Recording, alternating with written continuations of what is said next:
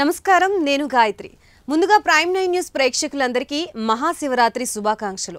ఈ మహాశివరాత్రి పర్వదినాన మనకి మహాశివరాత్రి యొక్క ప్రత్యేకత గురించి, దాని యొక్క విశిష్టత గురించి, అలాగే ఉపవాసం ఎలా చేయాలి, ఎన్ని గంటల పాటు ఈ మహాశివరాత్రి వేళలనేవి ఉన్నాయో వీటన్నిటి గురించి కూడా మనకి క్లుప్తంగా వివరించడానికి ఈరోజు మనతో పాటు స్టూడియోలో అందుబాటులో ఉన్నారు ప్రముఖ జ్యోతిష్య మరియు వాస్తు నిపుణులు పాలెపు రాజేశ్వర శర్మ గారు. సో ఆయన అడిగి మరిన్ని విషయాలు శివరాత్రి గురించి తెలుసుకునే ప్రయత్నం చేద్దాం. నమస్తే గురువుగారు. బ్రహ్మాండ వ్యాప్తదేహ బసిత హిమరుజా భాసమానా భుజంగైః కంఠే కాలాః కపర్ధాః కలిత శశికళాశ్చండకోదండ హస్తాః త్రిక్షా రుద్రాక్షభూషా సురలిత వపుషా శాంభవా మూర్తిభేదాః రుద్రాశ్రీ రుద్రసూక్త ప్రకటిత విభవా న ప్రయత్సంతు సౌఖ్యం. శ్రీ గురుభ్యో నమః. మహాశివరాత్రి పేరులోనే ఉంది. శివరాత్రులు, మహాశివరాత్రులు అంటే శివరాత్రులు వేరు, మహాశివరాత్రి వేరు అని. సంవత్సరానికి 12 శివరాత్రులు వస్తాయి. ప్రతి మాసానికి వచ్చేటువంటి శివరాత్రి ఉంది. అమావాస్య కంటే ముందు వచ్చే చతుర్దశి రాత్రి వేళ, ఆ చతుర్దశి ఎప్పుడు వస్తే అప్పుడు మాస శివరాత్రి అని అంటాము. అది మాసానికి ఒక మారు వస్తుంది కాబట్టి మాస శివరాత్రి అయ్యింది. ఆ మాస శివరాత్రులే కాకుండా సంవత్సరంకి ఒక మారు వచ్చేది మహాశివరాత్రి. ఆ విధమైనటువంటి మహాదేవుని యొక్క శివరాత్రి అనేటువంటి నామానికి ప్రత్యేకమైనటువంటి విశిష్టత ఏమిటి? మహా అంటే అత్యంత శక్తిమాన్వితమైనటువంటి రోజు, అతీతమైనటువంటి భక్తితో, నియమాలతో, మిగతా పండుగల కంటే కూడా ఎక్కువ నియమాలు పాటించి చేయాల్సినటువంటి పూజా క్రతువులు అనేటువంటివి ఉంటాయి. ఉదాహరణకు మీరు ఉగాది దగ్గర నుంచి ప్రారంభము. ఉగాది నుంచి ఏ పండుగ తీసినా మీరు చేసే పూజలతో పాటుగా మనమందరము కూడా పిండి వంటలు కానీ, అనేక విధమైనటువంటి ఆడంబరమైనటువంటి విషయాలు కానీ, కొత్త బట్టలు కట్టుకోవడమే అనుకోండి, మిగతా పరమైనటువంటి అంశాలు ఎన్నో కూడా విషయాలు చెప్పారు. ఇక్కడ మాత్రము అన్నిటికీ విభిన్నంగా ఉన్నటువంటి స్థితి ఈ యొక్క శివరాత్రి, మహాశివరాత్రి రోజున. ఏమిటయ్యా అనంటే అసలు వంటకాలే పనికిరావు అని. అంటే ఉపవాస దీక్షను ఖచ్చితంగా నియమంగా పాటించాలి. ఈరోజు ఉపవాసంగా ఉండాలి. అంతేకాకుండా ఇక్కడేదో పట్టుబట్టలు కానీ, మిగతావి కానీ అవన్నీ కూడా చెప్పలేదు. మడితో చెయ్యాలి, నారబట్టలతో. ఇంకా పరమశివునికి ధావలి కానీ ఇంకేదైనా కానీ తడి బట్టలతో స్వామివారికి చేయడం చాలా మంచిది అని. ఆరవేసుకున్నటువంటి బట్టలు, తడిపి ఆరవేసుకున్న బట్టలు, ఆ విధమైనటువంటి మడితో స్వామికి పూజ చెయ్యాలి అని చెప్పబడింది. ఇక మహాశివరాత్రికి సంబంధించినటువంటి అంతఃపూరితమైనటువంటి విషయాలు చాలా ఉన్నాయి. మహా అనేటువంటి ఆ శబ్దము దేవతల్లో ఎవరికి వర్తించేటువంటి అంశమయ్యా అంటే ఒక్క పరమశివునికి మాత్రమే. మహాదేవుని యొక్క రాత్రి కాబట్టి మహాశివరాత్రి అయింది. అత్యంత మంగళప్రదమైనటువంటి రోజు. మరి చాలా శుభాలన్నింటినీ కూడా ఇట్టే మనం పొందేటువంటి రోజు. మనలో ఉన్నటువంటి మలినమైనటువంటి స్థితులు ఏవైతే ఉన్నాయో, శరీరానికి పట్టుకున్నటువంటి కామక్రోధలోభభూయిష్టమైనటువంటి అంశాలే కాకుండా మనస్సుకు పట్టినటువంటి మనఃపూరితమైనటువంటి ఆ అశాంతులన్నీ కూడా తీసివేసేటువంటిదే ఉపవాస దీక్ష. ఉపవాసము అన్న వెంటనే ఏం చేస్తున్నారు అందరూ? ఏదో ఈరోజు ఈరోజు నేను భోజనం చేస్తాను, భోజనం చేయను, రేపు టిఫిన్ చేస్తాను. ఇంకా కూడా ఈ రోజుల్లో ఉపవాస దీక్షలు, ఇట్లాంటి దీక్షలు ఎక్కువ అయిపోయినాయి. ఎందుకయ్యా అంటే వానికి అన్నం ఇష్టం కాదు, పిష్టాలు ఇష్టము, అంటే టిఫిన్స్ ఎక్కువగా ఇష్టము. అట్లాంటి వాడు చెప్తూ ఉంటాడు, నాకు ఈరోజు శనివారం అని, కార్తీక సోమవారం అని, ఇంకా నానా విధమైన వారాలు దేవునిపైన. దేవునికి వెళ్ళి నమస్కారం చేసుకునేది లేదు ఇక. వారు ఏ దేవాలయానికి వెళ్ళరు, నమస్కారం చేసుకోరు, ఏ పూజ లేదు, ఏ క్రతువు లేదు. ఏమిటయ్యా అంటే ఏదో ఉదయం పూట భోజనం, రాత్రి టిఫిన్ అంటాడు, ఇంకా పైగా చెప్పుకుంటాడు వాడు. అసలైతే ఉపవాసము అంటే అంటే స్వామివారికి నిరంతరం కూడా దగ్గరవుతూ ఉండడమే వాసము అంటే నివాసము అని. ఎవరికయ్యా ఎవరితో నివాసం చెయ్యాలి? భగవంతునితో నివాసం చేయడమే ఉపవాస దీక్షలో ఉన్నటువంటి అంతఃపూరితమైనటువంటి విషయము. కనుక దానికి మన యొక్క ఈ శరీర ఇంద్రియాలన్నీ కూడా నిగ్రహంగా ఉంచుకొని ఏ విధమైనటువంటి దురాచరణలు లేకుండా మనము ఏకాగ్రతతో నిశ్చలంగా స్వామివారితో ఒక రోజంతా గడపాలి. ఉపవాస దీక్షలో ఉన్నటువంటి విషయము. మరి ఏం చేస్తూ ఉన్నాం? అట్లాంటి విధంగా ఒక 10 నిమిషాలు సెల్లు వదిలిపెట్టే స్థితి లేదు. ఇంకొక 10 నిమిషాలు మనము మన యొక్క వ్యాపకాలు వదులుకునేటువంటి స్థితి లేదు. ఒక్క ఆహారం, అట్లాంటి ఆహారాన్ని కూడా నియమతుల్యంగా అనేటువంటిది వాళ్ళు అనుకున్న నియమమే, శాస్త్రబద్ధంగా ఉన్నటువంటి నియమాలు కావు. ఒక్క 10 నిమిషాలు ఉపవాసం ఉంటే టీలు కానీ కాఫీలు కానీ ఎన్నో ఉపచారపూరితమైన విషయాలు చాలా కావాలి. అట్లాంటివన్నీ కూడా తీసుకుంటూ నిత్య జీవితాన్ని ఎట్లా అయితే గడిపావో ఈ ఉపవాస దీక్షలో అట్లాగే కాలం గడిపితే మనకు ఆ దీక్ష ఫలితం అనేటువంటిది ఉండదు. నిత్యము మనకున్నటువంటి వ్యసనాలు వదిలిపెట్టాలి. ఆ విధంగానే కాకుండా మన శరీరం అనేటువంటిది భగవంతునితో మమేకం కావడానికి, సాత్వికమైనటువంటి బుద్ధి ఏర్పడడానికి సాత్వికమైన ఆహారం కానీ, ఆ యొక్క సాత్వికమైనటువంటి మనస్సును సాత్వికంగా చేసుకుని ఆ పరమాత్మునితో మమేకం అవ్వడం ఇక్కడ. కనుక ఆ విధమైనటువంటి విధానంతో కావాలి అని అనుకుంటే అడ్డమైన పదార్థాలన్నీ కూడా భుజించి మనము అక్కడ పూజ దగ్గర కూర్చొని ఇంకేదో నేను భగవంతునితో ఉంటానంటే మన శరీరం మనకు సహకరించదు కదా. కనుక ఆ విధమైనటువంటి పదార్థాలు ఏవైతే ఉన్నాయో ఇక్కడ వర్జితం చేయాలి అని అందుగురించి చెప్తూ ఉంది ఈ ఉపవాస దీక్షలో ఉన్నటువంటి అంతరార్థం. ఇక మహాశివరాత్రికి అనేక విధమైనటువంటి లింగ పురాణం అనేటువంటిది ఉంది. అష్టాదశ పురాణాల్లో చాలా గొప్పనైనటువంటి పురాణం. ఒక్కొక్క అక్షరం పైన ఒక్కొక్క పురాణం అనేటువంటిది వస్తుంది. మద్వయం భద్వయం చైవ భ్రత్రయం వచతుష్టయం అనాపలింగ కోస్కాని పురాణాన్ని పృథక్ పృథక్ అని. అంటే ఒక్కొక్క అక్షరం పైన ఒక్కొక్క పురాణం వస్తూ ఉండే. మా అంటే మత్స్య పురాణం అని అక్కడి నుంచి ప్రారంభము. ఇక్కడ లి అంటే లింగ పురాణం అని అష్టాదశ పురాణాల్లో శ్రేష్టమైనటువంటి పురాణం. ఈ లింగ పురాణంలో స్వామివారి యొక్క ఈ లింగోద్భవ కాలము అని అంటాం. అత్యంత శ్రేష్టమైనటువంటి కాలము ఈ మహాశివరాత్రి రోజు. ఆ శివరాత్రి రోజు పరమశివుడు మహాదేవునిగా అవతారం ఎత్తినటువంటి రోజు, తన యొక్క శక్తిని చతుర్దశ భువనాలకు సాటింపచేసినటువంటి రోజు. త్రిమూర్తులకు పోటీ అవుతూ ఉన్న సందర్భంలో నేను గొప్ప అని ఒక్కరికొకరు వారికి వారే పోటీ పెట్టుకుని ఎవరికి వారే ప్రకటించుకున్నారు. నేనే గొప్ప అని.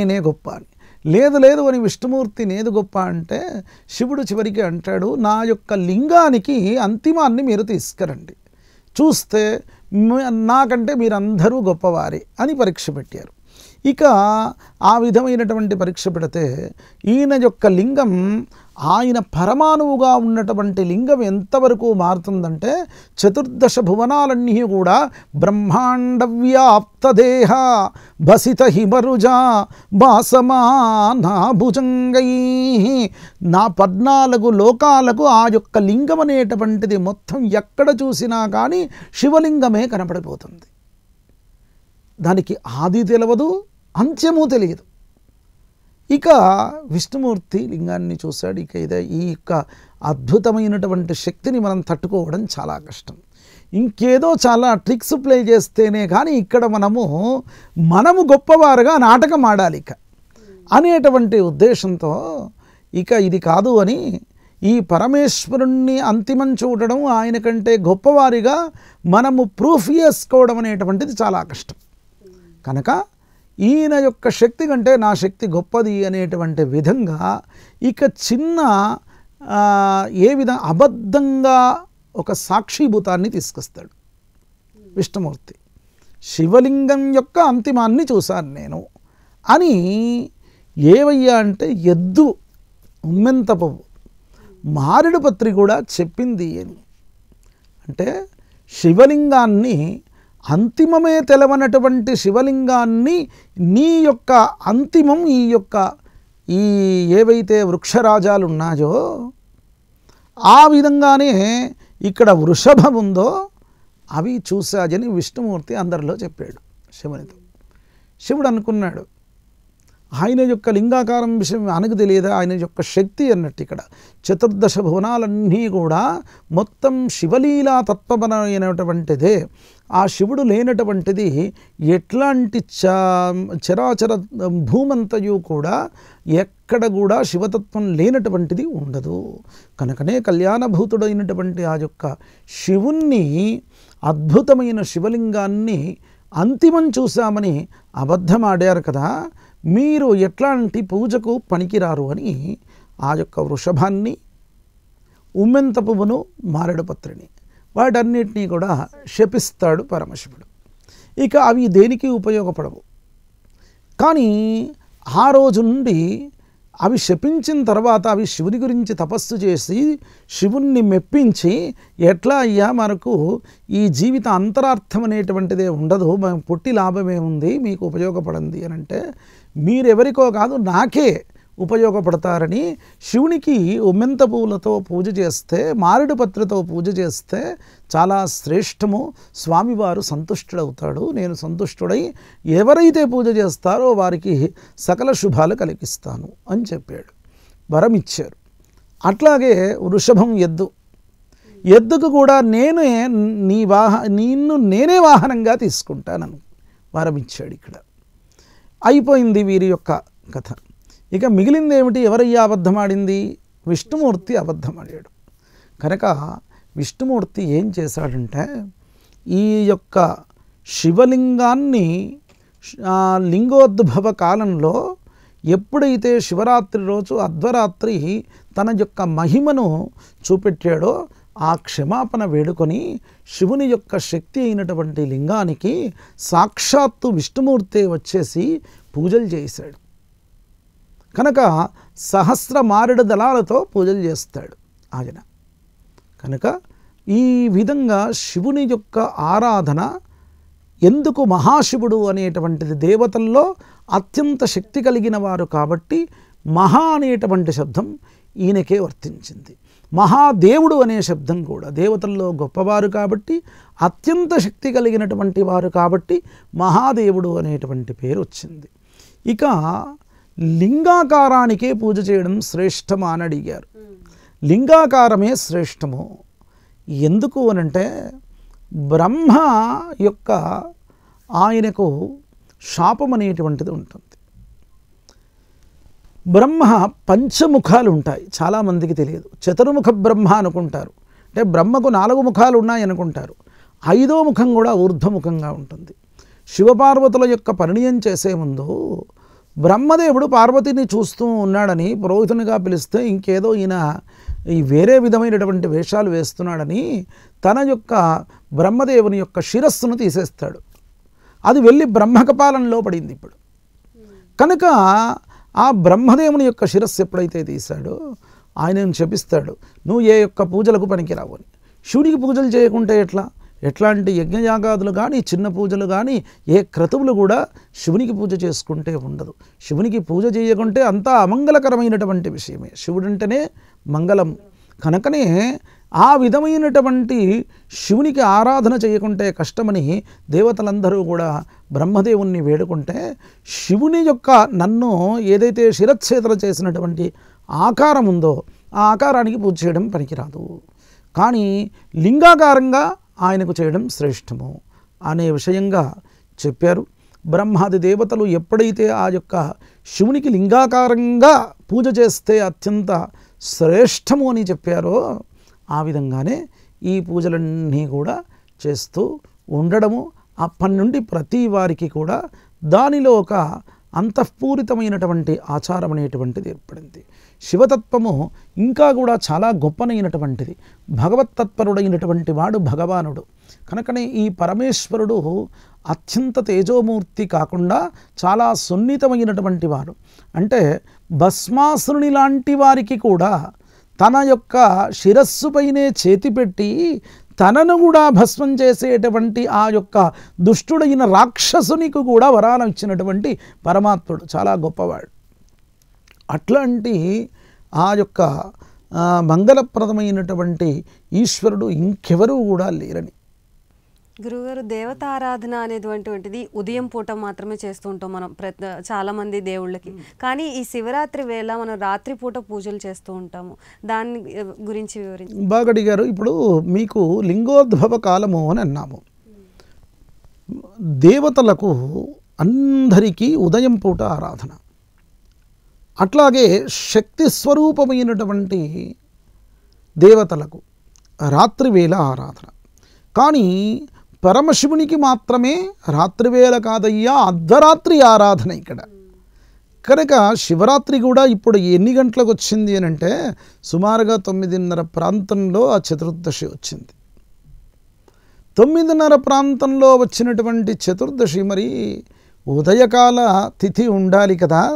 పండుగ అంటే రాత్రివేళ వచ్చిందని కొందరు అడిగితే మరి లేదయ్యా, ఈ శివరాత్రికి లింగోద్భవ కాలంలో చతుర్దశి ఎప్పుడైతే వ్యాప్తమవుతుందో ఉంటుందో అప్పుడే శివరాత్రి చెయ్యాలి. ఎందు గురించి? ఈ పరమేశ్వరుడు కూడా తన యొక్క శివతత్వాన్ని, శివలీలను, తన శక్తిని ప్రపంచానికి చాటినటువంటి సందర్భము. తన యొక్క శక్తి చేత ప్రపంచాన్ని ఎక్కడి నుంచి కాపాడుతున్నాడయ్యా అంటే మూలాధారమైనటువంటిది దేవతలందరికీ కూడా తన శక్తిని చాటింపచేసినటువంటిది ఈ లింగోద్భవ కాలమే. అంటే ఒక రోజులో ఉదయము రాత్రి వేళలు, ఉదయము అయితే పగటి వేళ, రాత్రి వేళ 12 గంటలు, రాత్రి వేళ 12 గంటలు కదా. రాత్రి వేళలో కూడా మధ్య భాగం తీసుకుంటే అర్ధరాత్రి. ఈ లింగోద్భవ కాలం ఎట్లా అయ్యా అంటే ఆ అర్ధరాత్రిలో ఆ 4 గంటల్లో కూడా రాత్రి వేళలో ఈ మధ్య భాగంలో ఉన్నటువంటి బిందు భాగాన్ని తీసుకుంటే లింగోద్భవ కాలం అనేటువంటిది బిందు కాలము అవుతుంది అని. ఆ లింగోద్భవ కాలంలో స్వామివారికి అప్పుడు లింగోద్భవ కాలంలోనే లింగంగా ఆయన ఉద్భవించినటువంటి సందర్భము కాబట్టి ఏ సమయాన్నైతే పరమశివుడు మన అందరినీ కాపాడడానికి తన శక్తిని చాటాడో ఆ సందర్భంలో ఆ సమయంలో పూజ చేయడం అనేటువంటిది శ్రేష్టము. అది ఈ మనము చెప్తూ ఉన్న అంశం కాదు. లింగ పురాణంలో విష్ణుమూర్తే వచ్చేసి పరమశివునికి రాత్రివేళ పూజలు చేశాడు. ఆయన అర్ధరాత్రి లింగోద్భవ కాలంలో పూజ చేశాడు. ఎందుకయ్యా? ఇప్పుడే మీరందరూ కూడా చెయ్యాలి అనేటువంటి విషయం మనం తెలుసుకోవలసిన విషయం ఏమిటి అని అంటే మనందరం అప్పుడు పూజలు చేయాలి అనేటువంటి అంశము. కనుక వీలైనంత వరకు కూడా రాత్రివేళ స్వామివారికి పూజలు చేసి సకల శుభాలు పొందడం చాలా మంచిది అని.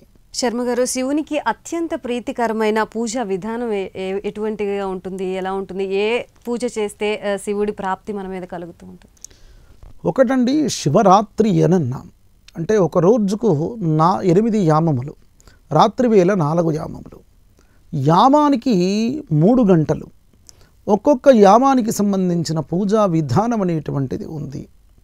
అది ఒక యామంలో ఋగ్వేదంతో పూజ చేయడం, రెండో యామంలో యజుర్వేదము, మూడో యామంలో సామవేదము, 4వ యామంలో అథర్వణ వేదము, ఒక యామంలో ఇంకొంతమంది కూడా ఈ యామానికి సంబంధించిన నైవేద్యాలు, యామానికి సంబంధించిన పుష్పాలు, వివిధమైనటువంటి దేవతార్చనలు, అట్లాగే మొట్టమొదటి యామంలో ఋగ్వేదంతో ఎట్లా అంటే ఆవు పాలతో పూజ చేయాలని, రెండో యామంలో పెరుగుతో పూజ చేయాలని, ఆవు పెరుగుతో పూజ చేయాలని, మూడో యామంలో ఆవు నెయ్యితో పూజ చేయడం మంచిదని, తేనెతో 4వ యామంలో అథర్వణ వేదంతో పూజ చేయడం శ్రేష్టమని.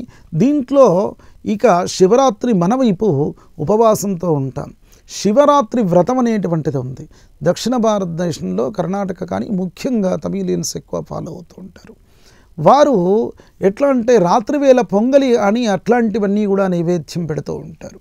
మొట్టమొదటి యామానికి, రెండవ యామానికి శర్కరన్నమని, మూడో యామానికి బెల్లపనివన్నమని, నాలుగో యామానికి పెసరపప్పు ఇంకేదో అట్లాంటి పదార్థాలు అనేటువంటివని, మొట్టమొదటి యామానికి ఈ పూజా క్రతువుల్లో కూడా మారడ పుష్పాలతో కానీ గోపుష్పాలతో కానీ అట్లాంటి పుష్పార్చన అనేటువంటిది కూడా చాలా శ్రేష్టమైనటువంటి విధంగా చెప్పింది. ఇక ఇంకేమీ అయినా కానీ మనకు ఇవన్నీ దొరకలేదనుకోండి, చేయాల్సిన విషయం ఏమిటి? అసలైతే అలంకార ప్రియో విష్ణు, అభిషేక ప్రియ శివ, నమస్కార ప్రియో భాను, బ్రాహ్మణో భోజన ప్రియ అని. అంటే స్వామివారికి అభిషేకం శ్రేష్టం. అభిషేకం దేనితో? నీళ్ళు ఉంటే చాలు. అక్కడ ఇవన్నీ పదార్థాలు అక్కర్లేదు, ఉంటే శ్రేష్టమే. కానీ ఖచ్చితంగా పోయాల్సింది ఏంటంటే ఓం నమ శివాయ అని ఆ శివపంచాక్షరీ జపాన్ని చేసుకొని, చాలామందికి వేదం రానటువంటి వాళ్ళు ఉంటారు, పూజలు చేయలేనటువంటి వారు ఉంటారు, అర్చనలు చేయలేనటువంటి వారు ఉంటారు. వారందరూ అడుగుతూ ఉన్నారు, ఎట్లా అయ్యా మా ఈ శివార్చన ఎట్లా చేసుకునేది, శివరాత్రి ఫలితాన్ని ఎట్లా పొందాలి అయ్యా అంటే, ఆ శివ పంచాక్షరీ జపాన్ని చేసుకుని మీరు 11 మార్లు జపం చేసి ఆ ధారగా స్వామివారి లింగం పైన నీళ్లు పోస్తే చాలయ్యా, మీకు శివుడు సంతుష్టుడై సకల విధమైన వరాలనిస్తాడు అని. కనుక శివాభిషేకం అనేటువంటిది శివుడు చాలా అమృత స్వరూపుడు. ఎట్లా చేసినా చాలు, ఇంకేదో వస్తువులు తీసుకురావాల్సిన అక్కర్లేదు. విష్ణుమూర్తికి పీతాంబరాలు, మిగతా ఇంకేదో పట్టుపంచలని నానా విధమైనటువంటి భక్షభోజ్య నైవేద్యాలనేటువంటివి ఇక్కడ అక్కర్లేదయ్యా. మీకే ఖర్చు కూడా ఉండదు, ఏ నియమాలు ఉండవు, ఏమీ ఉండవు. మీకు ఇంకేదో భక్షభోజ్య నైవేద్యాలు వండడాల్సిన అక్కర కూడా లేదు. మీ స్త్రీలకు కూడా రెస్టేనయ్యా ఈరోజు. కనుక స్వామికి నీళ్లు పోస్తే చాలు మీరు అనేటువంటివి. దాని ద్వారానే స్వామి చాలా మంచి సత్ఫలితాలను మనకిస్తాడు. ఇంకా గురుగారు, శివరాత్రి రోజు అందరూ జాగారం చేస్తూ ఉంటారు. ఈ జాగారం ఎందుకు చేస్తూ ఉంటారు? లేకపోతే జాగారం చెయ్యాలి అని అనుకున్న వాళ్ళు ఎటువంటి నియమాలు పాటించాలి ఉదయం నుంచి? బాగా అడిగారు. జాగారము అనుకునే దానికి ఏం చేస్తూ ఉన్నారంటే, ఈ కాలంలో యవ్వనులకైతే చెప్పాల్సిన అంశము, రాత్రి వేళ జాగరణ ఉంటామండి మేము అని. వాడు ఉదయం 11-12 గంటలకో లేస్తాడు. వాడు అంటే వాడు రాత్రంతా మేలుకొని ఉండాలని పగలంతా పడుకుంటాడు. ఇంకేదో వాడు ఉదయం పూట కాకుండా మధ్యాహ్నం రాత్రివేళ మాదిరిగా ఒక 5-6 గంటలు మధ్యాహ్నమే పడుకుంటాడు. అంటే పడుకున్నా రాత్రివేళ నిద్ర రాకుండా ఉండడానికి ఆ విధంగా పడుకుంటాడు. ఇక రాత్రివేళ జాగరణ చేసినా తప్పి ఈ విధంగా ఉండకున్నా వాడు ఇట్లా ఉన్నా కానీ ఏమంటే 4 షోలు సినిమాలు చూడడం అన్నట్టు, అడ్డమైనటువంటి సినిమాలన్నీ పెట్టుకోవడం. ఈరోజు శివరాత్రి అండి అని వదిలేయకుండా అట్లాంటివన్నీ చూసేవారిని చాలామంది ఉన్నారు. చూపెడతాను. వీధులలో కూడా అట్లాంటి నాటకాలు ఉన్నాయి. మరి కనుక మీరు అవన్నీ సినిమాలు చూసినా చాలా మంచిదే. మరి కాలక్షేపానికి భగవంతుని గాథలు ఎన్నో ఉన్నాయి. అట్లాంటి సినిమాలు చూడండి, అట్లాంటి సీరియళ్ళు చూడండి, ఆ విధమైనటువంటి భజనలో పాల్గొనండి. రాత్రివేళ అసలైతే ఉదయమే సూర్య ఉదయం కాకముందే లేవాలి. స్వామివారికి మనకు మంగళప్రదంగా తలపై నుండి స్నానం చేసి మంగళంగా ఇల్లంతయు కూడా అలంకారం చేసుకొని తోరణాలన్నీ కూడా కట్టుకొని ఆవు పేడతో గోమూత్రంతో ఇల్లంతయు కూడా శుద్ధి చేసుకొని ముగ్గులన్నీ కూడా పెట్టుకొని ఆ స్వామివారి యొక్క మంటపాన్నంతయు కూడా తీర్చిదిద్దేసి స్వామివారి యొక్క నిత్య దేవతార్చన అనేటువంటిది ఉదయం అయిన తర్వాత, చాలామంది దేవతార్చన రాత్రి అభిషేకం చేస్తానని ఉదయం నుండి ఏమీ చేయరు. ఆ పాచిదేవుడు పాపం పరమాత్ముడు అట్లాగే ఉంటాడు. కనుక అట్లా కాదయ్యా, మనము చేయాల్సినటువంటి నిత్య పూజ అనేటువంటిది ఖచ్చితంగా ఉదయం ఏ విధంగా చేస్తామో అవన్నీ కూడా సంపూర్తి చేసి, ఇక ఉదయం నుండి సాయంత్రం వాళ్ళ వరకు కూడా మనకు ఏదైతే భగవత్ స్తోత్రాలో మిగతావి అట్లాంటివి ఉన్నాయో అవి చేసుకోవడము, ఇంకేదైనా కానీ దేవాలయాలకు వెళ్ళి దర్శనం చేసుకోవడము, రాత్రివేళ భగవంతుడికి అభిషేకాదులు కానీ అట్లాంటివన్నీ కూడా చేసుకోవడం. మరి అన్నిటికంటే ముఖ్యమైనటువంటిది భగవన్నామస్మరణతోటి ఆ రోజంతా కూడా గడపాలి. పూర్వకాలంలో భజనలు చేసేవారు. భజనలతోటి స్వామిని కీర్తించడంతో స్వామి నామంతో ఏ విధమైనటువంటి రోగాలన్నీ పోతాయి. నరసింహని దివ్య నామమంత్రము చేత దురిత జాలము నెల్లద్రోలవచ్చు. నరసింహని దివ్య నామమంత్రము చేత రిపు సంఘముల సంహరింపవచ్చు. నరసింహని దివ్య నామమంత్రము చేత బలుపైన రోగముల్ బ్రాపవచ్చు. భరిననేని మహామంత్ర బలము చేత దివ్య వైకుంఠ పదవి సాధింపవచ్చు. భగవన్నామమే అన్నిటికంటే మూలాధారమైనటువంటిది. వేదశాస్త్రాలు వస్తే చదవండి, చాలా శ్రేష్టము. కానీ భగవన్నామాన్ని మాత్రము మర్చిపోకూడదు. ఈ శివరాత్రి రోజుల్లో రాత్రి వేళ ఏమాత్రం పడుకోకుండా ఎప్పుడైతే స్వామివారితో లీనమైపోయి ఈ విధంగా ఆ శివరాత్రి దీక్షను చేసుకోవడం చేత మీకు అద్భుతమైనటువంటి శివఫలిత ఆ శివుని యొక్క అనుగ్రహం అనేటువంటిది కలిగి మంచి సత్ఫలితాలు, శుభకరమైన జీవితాన్ని గడుపుతూ ఉంటారు. ధన్యవాదాలు గురుగారు. శివరాత్రి యొక్క విశిష్టతని చాలా చక్కగా వివరించారు. ప్రేక్షకుల కోసం ధన్యవాదాలు. నమస్కారం. సో చూశారు కదా, మహాశివరాత్రి ప్రత్యేక కార్యక్రమం ఎంత బాగా విశిష్టత గురించి మన శర్మ గారు ఎక్స్ప్లెయిన్ చేశారో, అలాగే మరొకసారి ప్రైమ్9 న్యూస్ ప్రేక్షకులందరికీ కూడా మహాశివరాత్రి శుభాకాంక్షలు. మరొక కార్యక్రమంతో మళ్ళీ కలుద్దాం. అంతవరకు సెలవు. నమస్కారం.